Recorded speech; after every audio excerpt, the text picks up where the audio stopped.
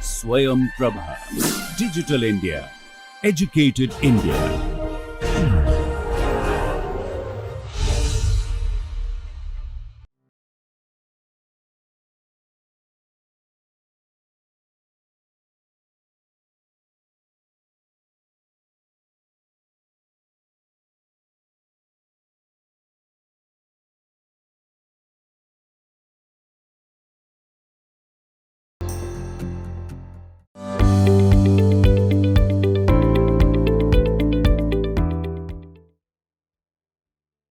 Welcome back to lecture number 15, part 1 on the topic vapor absorption refrigeration system. So let me give a brief introduction before seeing the construction and the working principle of a vapor absorption system. So this diagram shows the power, the conventional power produced, that is power which has been taken from the power plant, power which is produced through the grid, it reaches the end user. So here you can see the primary energy, the fuel is burnt, the fossil fuel is burnt, the power which is produced through the grid, it comes to the end user. It comes to the end user. VCR stands for Vapor Compression Refrigeration System. Vapor Compression Refrigeration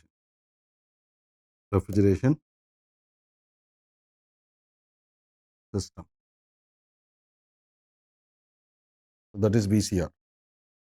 So the conventional vapor compression refrigeration system cannot operate without electrical energy.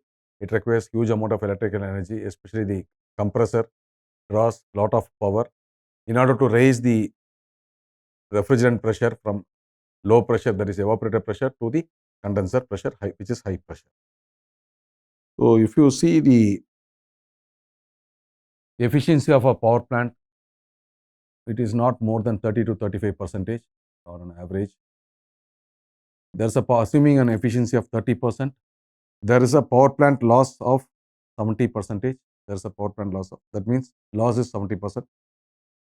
In that we have the, generator loss 5%, transmission and distribution loss when the power is transmitted from the source to the site. So there is a T&D losses, that is end equipment loss is 10%. Suppose if I am generating 25 kilowatt of power at the source where the power plant is located. So after these losses, so the efficiency, if I take 30%, that comes to 7.5%, then generator loss, then we have 30% of T&D losses. So the remaining 70% only out of this is calculated. Then 10% in this one, so it comes around 0.5. So this is the taking an efficiency of 30% based on efficiency is equal to 30%. Then generator loss 5%.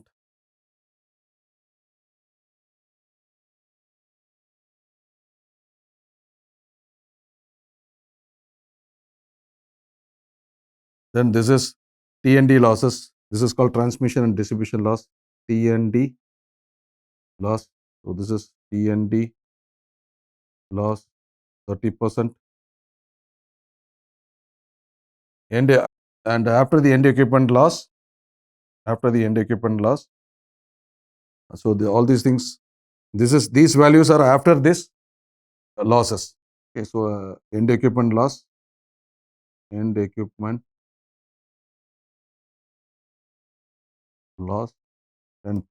So after this, so when 25 kilowatt of power is produced in the power plant, that is at the source, by the time it reaches the site, it is even not even 1/5, that is 20%.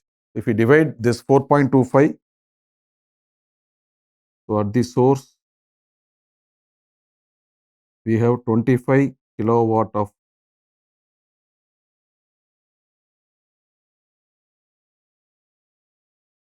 assuming from this 25 kilowatt of power I have calculated the energy potential of the source, that is 25 kilowatt. After the power plant loss of say 70%, okay, after the power plant loss of 70%, that is efficiency 30%, 7.5, then 6.75, 4.75 and 4.25. So this is the source, and this is the site,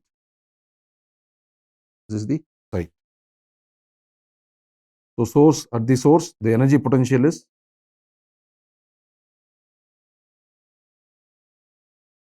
potential of the fuel. Energy, let us write energy potential 25 kilowatt. At the site, how much power is available? 4.25 kilowatt. 4.25 kilowatt. So I am going to calculate a factor called source to site factor. This is equal to 4.25 kilowatt divided by 25. So it comes to, let us, even if we take 5, it is 1/5, that is 20%, it is less than 5, so it could be somewhere else around 17%. So this is the actual power which is available at the site. Now, the reason why I have shown this calculation is this power is used for cooling purposes or refrigeration purposes. This power is used to drive the compressor and other auxiliary devices to produce the required refrigeration or air conditioning, to have the comfort air conditioning. And in addition to this, to the significant drop in the power, when we calculate the source to site factor, only 17% of the energy potential is available at the end user level, at the site level. And not only the value, the power which is available at the end user is less compared to what the energy potential is available at the source. There is tremendous amount of emission. There is a lot of emissions, pollutions. The environment is getting affected due to burning of fossil fuels. So there is a need to go for an alternate system from the, moving from the vapor compression refrigeration system, not completely, at least wherever possible it is, it could be replaced. One of the alternatives is vapor absorption refrigeration system. It is a heat operated system. It requires very minimal amount of electrical energy.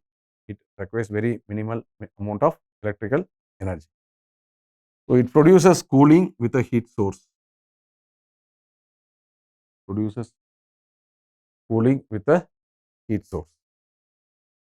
It employs environment friendly working fluids such as water lithium bromide and ammonia water. Resource efficiency is high. When I say resource efficiency, if we calculate the resource efficiency like based on the source to site factor,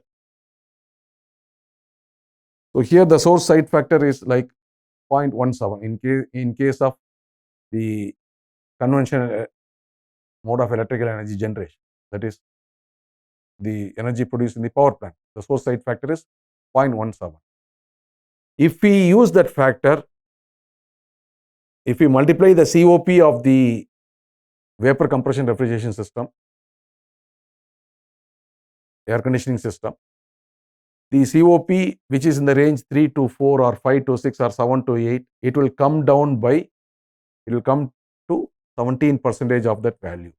That is the meaning. When I say resource efficiency, it is efficiency or the COP of the COP which is calculated by taking into account the source to site factor. So if we take the source to site factor, the resource efficiency of a conventional vapor compression system will be very, very low.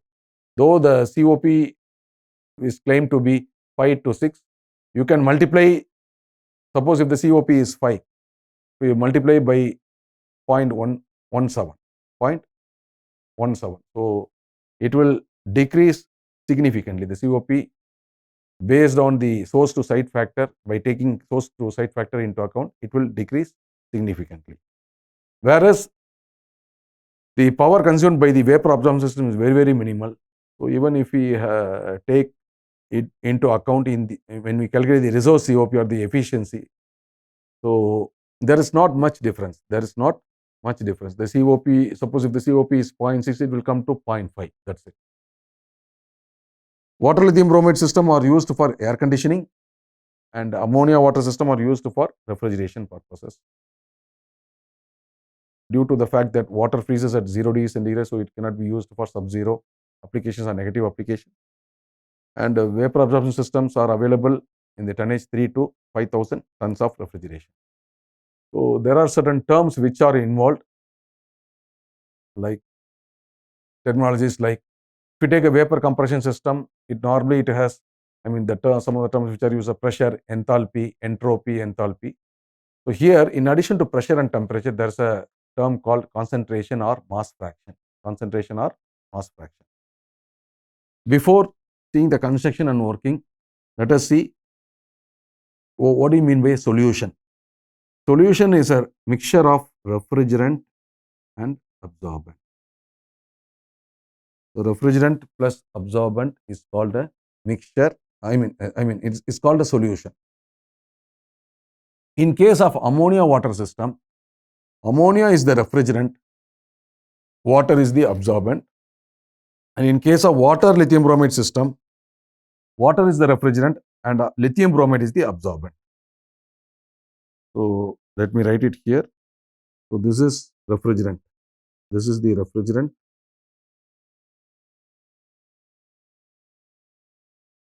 And in water lithium bromide system, water is the refrigerant. So you can easily remember the other one is the absorbent. Absorbent. And this is the absorbent. ABSORBE. Similarly, this is the absorbent.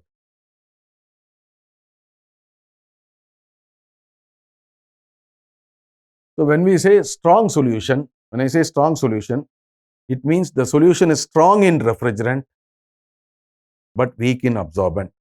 So strong solution, when I say, it is strong in refrigerant. So the solution will contain both refrigerant and absorbent, but the refrigerant will be strong in refrigerant and weak in absorbent. Weak solution means it also contains both refrigerant and absorbent, but weak solution means weak in refrigerant and strong in absorbent. Weak in refrigerant and strong in absorbent. So underline just to highlight, to differentiate the strong solution from the weak solution. Let us compare the properties of the working fluid. So in a vapor compression refrigeration system, when we say working fluid like pure fluid, is a single refrigerant. Like if you take R134A, it's only R134A, R22, R22, propane, that is R290. Whereas, of course, there also we have got mixtures like azeotropic mixture and zeotropic mixture, which has got more than one refrigerant, sometimes even 3 different blends of refrigerant. So let us compare the thermodynamic properties of the working fluids which are applied in absorption system. The reason why these two working fluids are used is because they are environment friendly. Ammonia, the water, we know the value of ODP and GWP. It is a naturally available substance, environment friendly working fluid. So here when we say the working fluid, it is called working fluid pair because there is a refrigerant plus there is an absorbent. The first column depicts the properties. The second one is water lithium bromide system, that is properties of the water lithium bromide working fluid and ammonia water. First I have taken refrigerant, next one is the absorbent. Refrigerant, in the previous lecture we have discussed about the latent heat, one property. It is desired it is desirable to have a very high latent heat. And refrigerants which have low molecular weight normally have high latent heat of vaporization. So water lithium bromide, water has got excellent latent heat. Ammonia has got good. The moderate vapor pressure should be moderate. I mean, it is too low for water lithium bromide system and too high for this one. Freezing temperature, we cannot use the water as refrigerant below 5 degree or 3 degree due to its freezing property limited. Ammonia has got excellent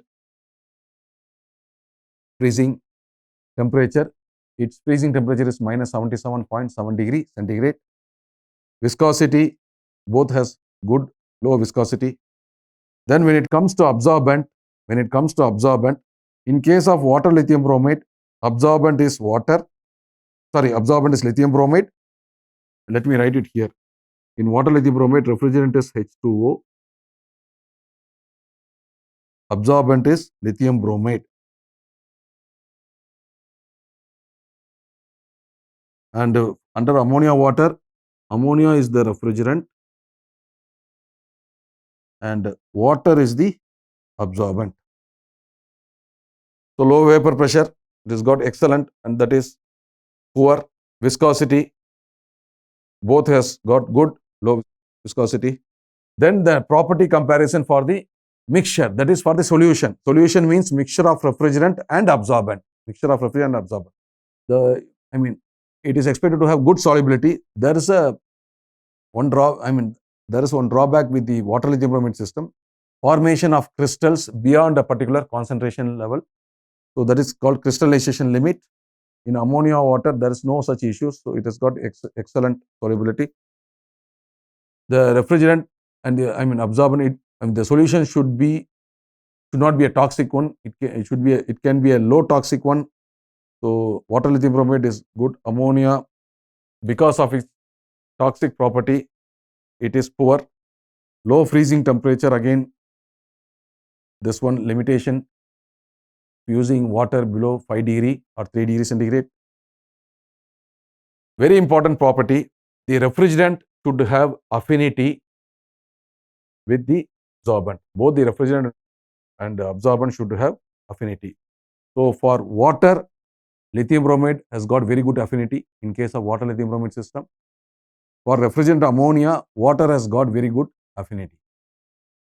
So this is the construction and working principle of a ammonia water absorption system. So I will be explaining the construction and the working of this system in detail. Then I will be explaining about the water lithium bromide system.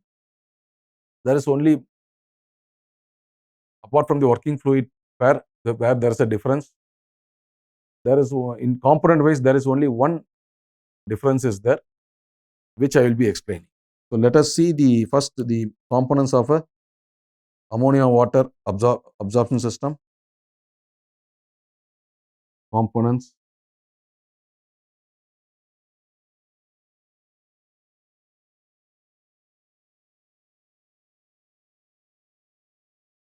Condenser is there. Expansion device.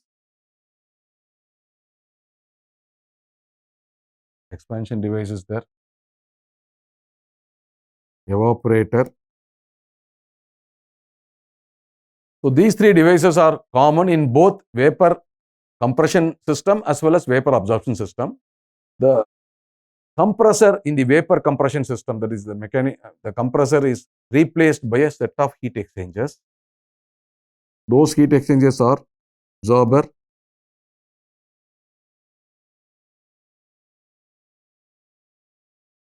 solution pump. Let us first write the heat exchangers and the other devices. Generator, absorber, generator, solution heat exchanger,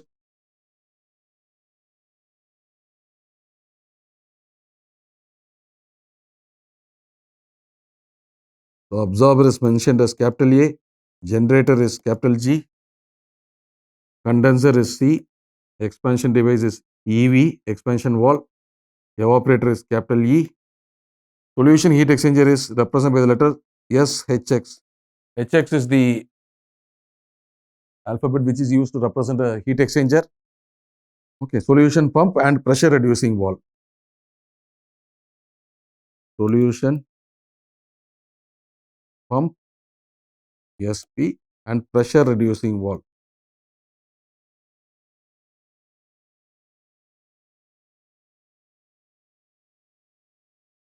PRV. So if you, and in addition to this, there is one heat exchanger that is called rectifier. Rectifier, I think I have used the letter R or capital R. So these are all the additional devices which are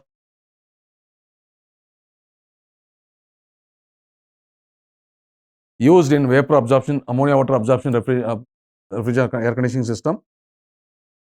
Instead of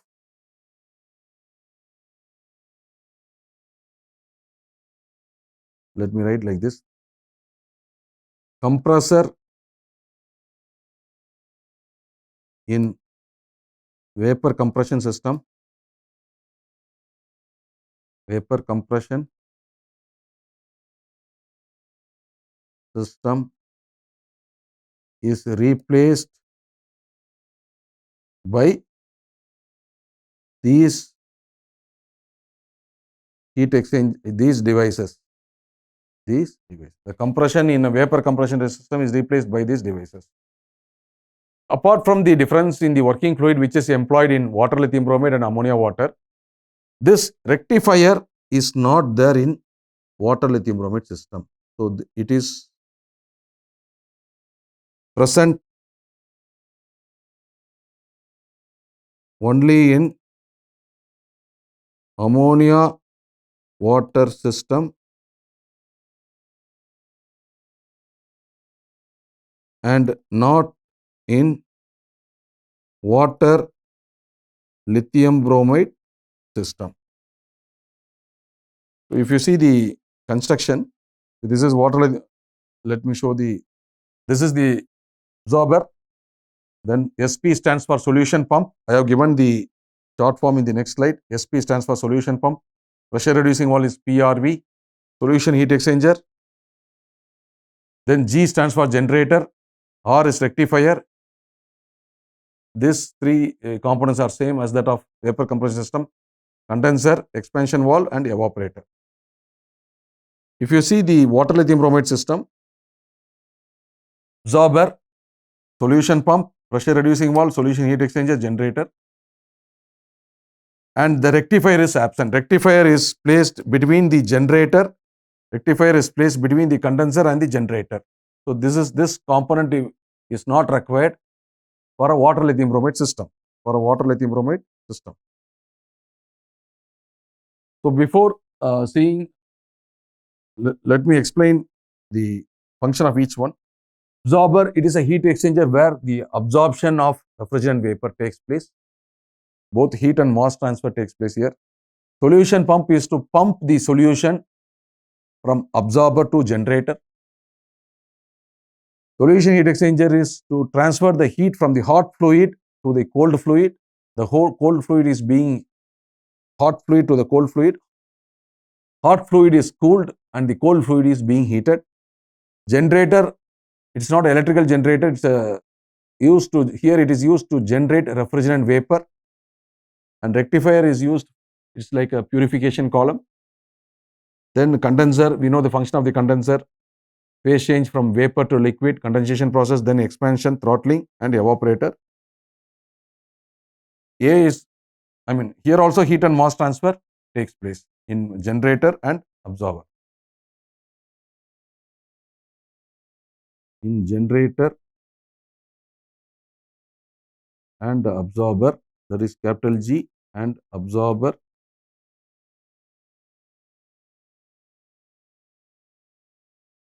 both heat and mass transfer takes place.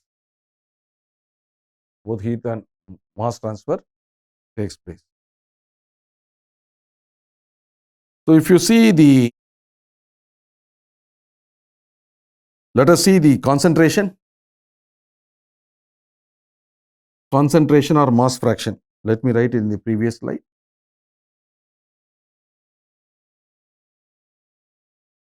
Apart from pressure, temperature, there is one more term that is called concentration. Concentration or mass fraction. Mass fraction. Concentration or mass fractions. And this is pressure. Of course, we know pressure is P, temperature is T. Concentration mass fraction is represented by the letter capital X. Capital X. So there are charts available like charts. Pressure, temperature, concentration chart, that is called PTX chart, and enthalpy, temperature, concentration, that is called HTX chart. If we know the pressure and temperature from the saturation values of evaporator and condenser temperature, we can find out the concentration. So if any two property are known, we can find the third property. Similarly, once we know the concentration, temperature is known, we can find out the enthalpy. So these are all the charts which are available for both water lithium bromide and ammonia water system. One more information before I stop the lecture, and we'll be continuing this topic in the part 2 as well. In our country, how we normally to represent the working fluid in an absorption system, the refrigerant is mentioned first, followed by the absorbent. Like water lithium bromide, water is the refrigerant, followed by the absorbent. Ammonia water system, ammonia is the refrigerant and water is the absorbent. So in US and all, they will mention the other way. Instead of representing ammonia NH3 H2O, they will write it as H2O NH3, and it is called as aqua ammonia system. Let me stop at this point. I will be continuing the working principle of the ammonia water system, absorption system, and how to calculate the COP and the energy balance in the next lecture. Thank you.